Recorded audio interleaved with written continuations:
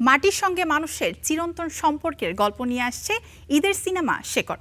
Trailer প্রকাশের পর থেকেই আলোচনায় চলচ্চিত্রটি। নির্মাতার প্রত্যাশা, আত্মপরিচয়ের সংকটের ভেতর থেকে গড়ে ওঠা এই গল্প স্পর্শ করবে দর্শকদের। ভাই, পাশের বাসায় গান গায় কে?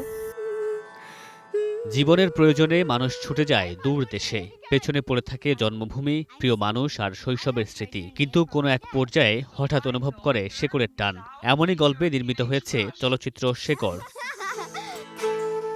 সম্প্রতি প্রকাশ পেয়েছে সিনেমাটির ট্রেলার, যেখানে দেখা যায় শেকড় থেকে বিচ্ছিন্ন এক মানুষের ভেতরের টানাপোড়েন আর হারিয়ে ফেলা সম্পর্কগুলো আবার ফিরে পাওয়ার আকাঙ্ক্ষা। সানাউল মুস্তফার উপন্যাস অবলম্বনে সিনেমাটির চিত্রনাট্য ও সংলাপ লিখেছেন প্রসূন রহমান নিজেই। সুতপার ঠিকানা খ্যাত এই নির্মাতা বলেন, কেবল বাংলা ভাষাভাষী নয়, এই চলচ্চিত্রের মধ্য দিয়ে ফুটে উঠবে বিশ্বজুড়ে ছড়িয়ে থাকা অভিবাসী মানুষের অভিন্ন অনুভূতি। এই ছবিটার কাজ করতে করতে আমরা আসলে আরো গভীরভাবে বোঝার চেষ্টা করছিলাম মানুষ কেন বারবার ফেলে আসা মাটির কাছে ফিরে আসতে চায়।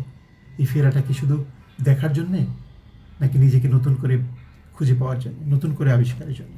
আমাদের সবার পরিবার থেকেই তো কেউ না কেউ দেশের বাইরে থাকেন বা সেটেল হয়েছেন, তাই বিষয়টার সাথে আমরা সবাই কম বেশি পরিচিত। তবে এই অভিবাসী মানুষের আত্মপরিচয় সংকট সহ শেকড়ের টানে ফিরে দেখার চেষ্টা কেবল এই বাংলা ভাষাভাষী মানুষের মধ্যে আছে এমন না, প্রায় বিশ্বজুড়ে সকলেরই রয়েছে কাছাকাছি অনুভব। সিনেমার প্রধান চরিত্রে অভিনয় করেছেন এফএস নাঈম ও আয়েশা খান। এছাড়া বিভিন্ন চরিত্রে দেখা যাবে দিলেরা জামান, সমু চৌধুরী, সঙ্গীতা চৌধুরী সহ আরো অনেককে।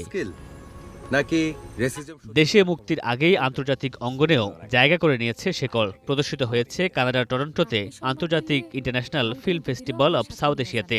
ও আমার সাথে কেন যাবে?